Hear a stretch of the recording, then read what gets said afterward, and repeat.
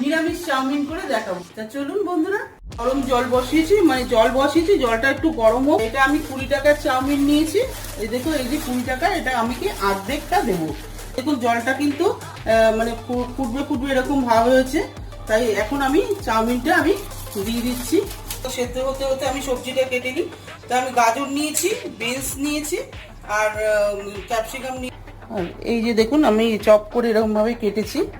এই দেখুন কড়াই বসিয়েছি, আমি তেল দিয়ে দিই, ভালো করে হিট করে নেবেন। সবজিটা যেরকম ভাজে আপনারা এরকম ভাবে সবজিটাকে ভালো করে ভেজে নেবেন। ভাজাটা অনেকটা হয়ে এসছে, তো একটু নুন দিয়ে দিই, আদা দিয়ে দিই, লঙ্কা কুচিগুলো আমি দিয়ে দেবো।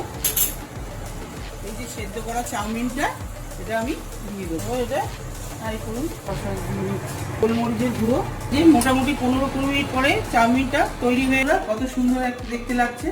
খাবেন বাড়িতে, ভালো লাগলে চ্যানেল